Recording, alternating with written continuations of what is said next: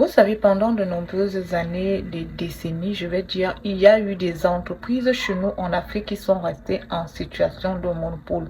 Qu'est-ce qu'on appelle la situation de monopole? Juste pour expliquer un peu, c'est ce cas où une entreprise est seule dans son domaine. Ça veut dire qu'il n'y a pas de concurrence. Il n'y a personne d'autre qui fait la même chose que cette entreprise-là. Il n'y a que cette entreprise-là et rien d'autre. Et on a eu beaucoup d'entreprises comme ça pendant des décennies qui ont été là. On vous parle par exemple d'un établissement commercial qui desservait toute une ville pendant des années. Et résultat, ces entreprises ont passé le temps à mépriser leurs clients, n'ont jamais cherché à mettre sur place ou sur pied quelque chose pour leurs clients. Leurs clients ont toujours été méprisés, leurs clients ont toujours été bafoués, leurs clients n'avaient aucun droit que des devoirs. Et le seul devoir de leurs clients, c'était venir donner de l'argent. C'est point. On ne cherchait pas à savoir est-ce que les clients sont satisfaits, est-ce on peut améliorer le service client, est-ce qu'on peut mettre sur pied des activités pour essayer même de récompenser nos clients. Ça n'existait pas. Les clients étaient là juste pour être utilisés. Oui, moi je vais dire ça comme ça, pour être utilisés. Et c'est de ces entreprises-là dont nous allons parler aujourd'hui et de l'effet néfaste que ce monopole a eu sur leurs activités. Et aujourd'hui, ils en payent le prix cher. Salut, je suis Diane Akoa. Ici sur ma chaîne, tout un système de pensée. Nous parlons du service client chez nous en Afrique.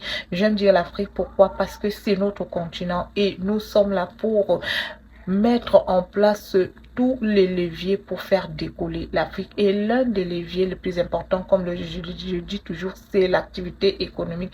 Et qui parle d'activité économique parle automatiquement des clients. Il n'y a aucune activité économique sans les clients. Il n'y a pas d'offre sans demande. Votre offre sans demande est inexistante. Allez demander aux grands économistes qui ont mis sur pied ces lois et ces notions économiques. C'est pas moi. Je vous dis, et ça s'est avéré ainsi. Vous pouvez créer votre produit, vous pouvez avoir un service. Si il n'y a pas de client en face de vous, vous êtes en train de perdre votre temps en fait. C'est pour cela qu'il faut faire attention. Il faut donner de l'importance aux clients. Aujourd'hui, tout le monde se lance un peu dans l'entrepreneuriat, un peu dans la vente par-ci, un peu dans les activités qui génèrent des profits par-là. Vous comptez sur qui pour que ces activités prospèrent? Vous comptez sur les clients. Mais il faut aussi savoir que le client, c'est pas un cobaye qui est là pour servir à vos expériences. Le client aussi a besoin de quelque chose en retour. C'est un échange. C'est un échange, c'est du donnant-donnant. Le client vous donne son argent. Qu'est-ce qu'il reçoit en retour? Parfois, c'est des produits défectueux. Parfois, c'est un service qui est mal fait. Parfois, c'est un service qui n'est même pas correct. Parfois, c'est du mépris, c'est des injures, c'est le client qui est bafoué, c'est le client qui est dépossédé de tout, même de sa dignité. Ah oui, on a vu des clients qui ont été chassés des entreprises chez nous en Afrique. On a vu des clients qui ont été jetés dehors comme des malpropres. C'est de tout ça dont on parle sur cette chaîne. Alors, si vous êtes nouveau sur la chaîne, abonnez-vous, activez la cloche de notification et surtout likez nos vidéos. Likez en fait pour montrer que vous aimez ce que nous faisons ici. Partagez au maximum, ne gardez pas pour vous, partagez autour de vous pour que les autres écoutent aussi. Et surtout, mettez un commentaire, écrivez votre chose, partagez avec nous votre expérience. On n'a pas la science infuse, hein. Nous, on est ici pour voilà, faire ce qu'on peut faire, mais c'est un partage. Personne ici ne connaît plus que l'autre en fait. Alors, aujourd'hui, je suis en train de parler de ces entreprises qui ont été en situation de monopole pendant des décennies chez nous en Afrique. Oh là là, qu'est-ce que les clients ont souffert entre les mains de ces entreprises, comme on dit chez nous. Les clients ont souffert, hein. C'était, je veux prendre par exemple le cas des grands établissements commerciaux. Vous imaginez un établissement commercial qui desservait toute une ville, des centaines, des milliers d'habitants, et ce n'est qu'un seul. Ah oui, on a connu ça en Afrique. On a connu ça en Afrique dans des grandes villes où il y a un seul supermarché de renom. Et c'est là où vraiment on peut trouver un peu des choses rares qu'on ne peut pas trouver ailleurs. Tout le monde est obligé de se ruer là-bas. Mais est-ce que vous avez vu les foutaises qu'on a reçues là-bas? entre le personnel même de ces supermarchés qui se prenaient pour des personnes qui travaillaient, je ne sais pas moi, dans... en fait, c'était beaucoup de manque de respect. C'était un manque de professionnalisme à outrance.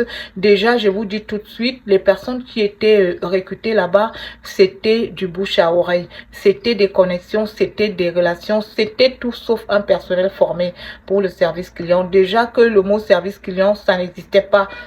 On est là, c'est nous les boss, on commande. Vous avez besoin de nous, vous n'avez pas le choix. C'était ça la devise. Et il fallait marcher ou pas. Et quand il y avait un client qui voulait essayer de dire un mot ou de vouloir se plaindre, vous étiez jeté à la porte. On vous jetait à la porte.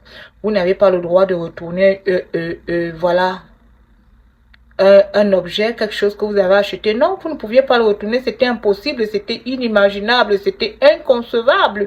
Qui allait vous accepter ça? Non, même si vous arrivez chez vous et que l'objet est défectueux, vous le gardez avec vous. Nous, on a déjà pris l'argent, la suite, ça ne nous regarde pas.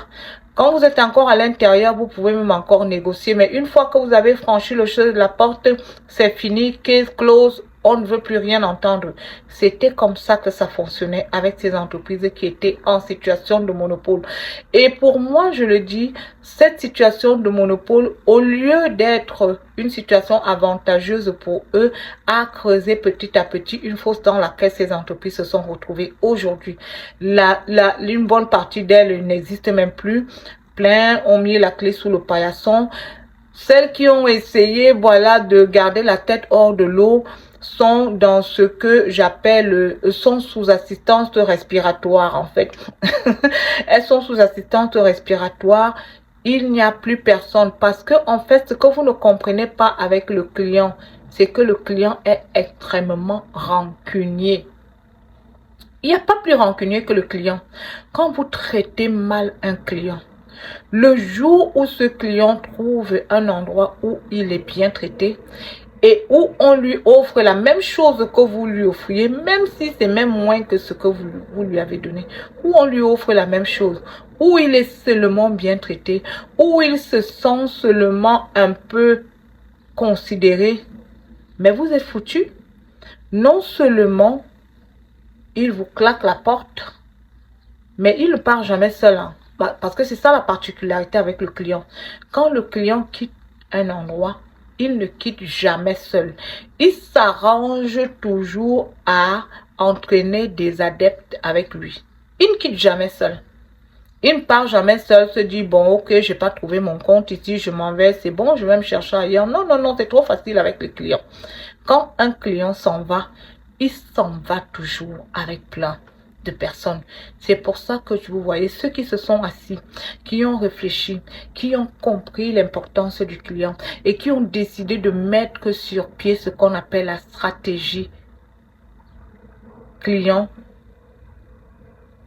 ont compris que si vous perdez un seul client, vous n'allez pas seulement le perdre lui seul, vous allez perdre tout un tas de clients que vous aviez et de futurs clients qui étaient sur le point de venir. Ça veut dire que quand le client est en train de partir sur son chemin, là, il croise quelqu'un qui est en train de venir chez vous, il le stoppe et il lui dit, hey, écoute, tu es en train d'aller là-bas, voici ce qui m'est arrivé, voici, et que vous le vouliez ou non.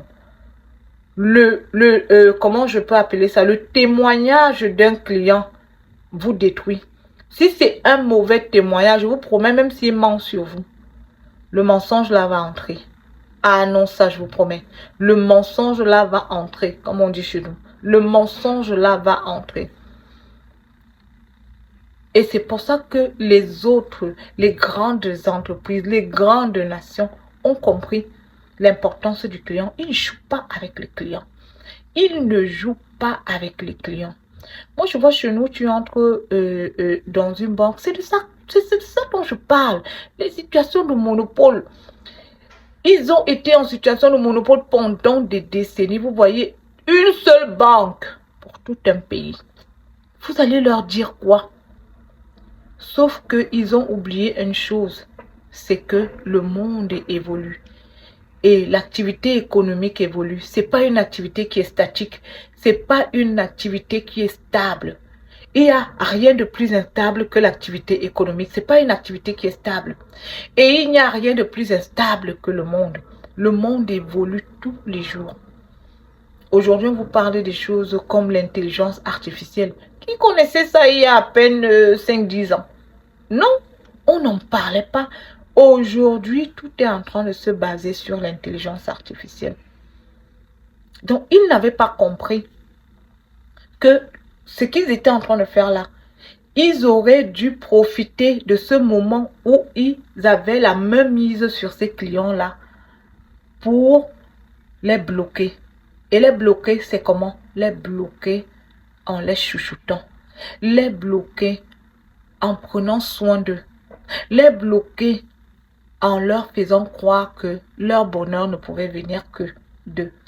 Les bloquer en montrant beaucoup de sympathie, beaucoup d'empathie. Mais ils n'ont pas fait ça. Ils ont maltraité les clients pendant tout ce temps-là où ils étaient en situation de monopole.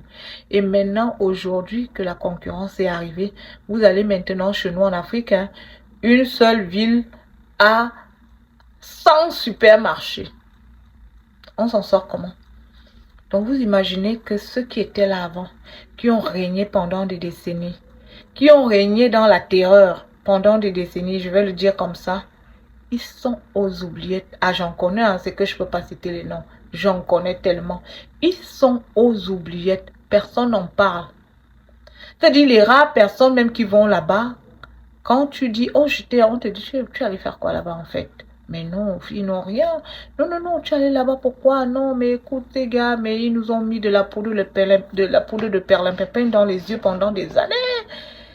Ils vendaient des choses à des prix, mais des prix de malade. Regarde, tu peux trouver ceci là-bas, ici, et c'est comme ça qu'on déroute tous vos petits clients, même qui sont un peu restés fidèles là, à cause de votre attitude dans le passé qui vous suit aujourd'hui. Donc, sachez que quand vous êtes en situation de monopole, ça ne vous donne pas le pouvoir. C'est juste l'opportunité pour vous de faire les choses et de bien les faire. Je m'adresse ici beaucoup plus aux prestataires de services. Quand vous êtes à un endroit et que vous êtes le seul à offrir un service, faites-le très bien. Profitez de ce moment-là pour vous accaparer de vos clients. S'accaparer de ses clients, c'est bien traiter ses clients. C'est donner satisfaction à ses clients. C'est faire de telle sorte que même si il y a 100 qui viennent, que vos clients se réfèrent toujours à vous. Que vos clients se souviennent toujours de vos services. Que vos clients se souviennent toujours de votre loyauté. Que vos clients se souviennent toujours de votre flexibilité. De votre capacité à les satisfaire au niveau où ils attendent. Arrêtez de faire les choses de manière approximative et à vous dire, ah, je suis le seul plombier du coin.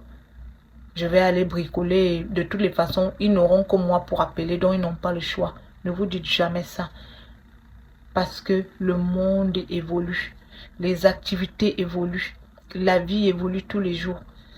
Et du jour au lendemain, vous pouvez vous retrouver qu'il y a déjà 100 comme vous autour de vous. Et que vous êtes enfoui aux oubliettes. Personne ne parle plus de vous. La seule chose qui vous garde dans la mémoire des clients, c'est votre capacité à bien les traiter. Et c'est la satisfaction que vous leur donnez. C'est ça qui vous garde dans la mémoire des clients. Et quand vous êtes dans la mémoire des clients, aucun concurrent ne peut vous sortir de la mémoire des clients. Les clients ont une très bonne mémoire. Les clients ont une très bonne mémoire. Et je vous dis, les clients sont très rancuniers. Ils n'oublient pas. Autant ils n'oublient pas le mal qui leur a été fait, autant ils n'oublient pas le bien qui leur a été fait. Si vous leur faites du bien, vous prenez soin d'eux, vous leur donnez satisfaction, ils reviendront toujours chez vous. C'est pour ça que vous allez voir des histoires comme un jour j'ai fait cette story time ici sur la chaîne de ce monsieur qui était au marché, qui avait une petite échoppe au marché. Jusqu'à présent, il est là. Je vous parle de quelqu'un qui est là plus de 30 ans. Plus de 30 ans. Et il a toujours les mêmes clients qui vont chez lui. Moi, je fais partie de ces clients. Il y a certaines choses, quand je veux, je vais chez lui. Même si je sais que il y a ça au supermarché, mais je vais chez lui. En fait, c'est le souvenir de son bon traitement. C'est toute cette bienveillance qu'il a déployée quand il était en situation de monopole. C'est ça qui fait que même dans le marché, même s'il y a 100 comme lui, on va toujours chez lui. Et il est toujours gagnant. Il n'a pas perdu sa clientèle. Alors c'était ça pour aujourd'hui. Quand on est en situation de monopole, ne pensez pas que vous allez le rester éternellement. Pensez toujours à satisfaire vos clients. Pensez toujours à élever vos clients. Parce que vous ne savez pas là où le monopole va s'arrêter. À quel moment ça va s'arrêter. À quel moment l'adversaire va arriver. Alors, si vous avez aimé la vidéo d'aujourd'hui, si vous avez aussi vu des moments où il y a eu des entreprises en situation de monopole chez vous et qui ont profité de ce moment pour torturer les clients au lieu, voilà, de chérir leurs clients, au lieu de prendre soin de leurs clients, mettez en commentaire. On veut lire les commentaires. Mettez en commentaire. Si vous avez aimé la vidéo, likez également la vidéo. Si vous n'êtes pas encore abonné, abonnez-vous. Abonnez-vous, je vois beaucoup de gens qui regardent la vidéo mais ils ne sont pas abonnés. Abonnez-vous, activez la cloche de notification, partagez autour de vous au maximum. On doit faire bouger les choses. Et sur ce, en bon entendeur, appliquez seulement.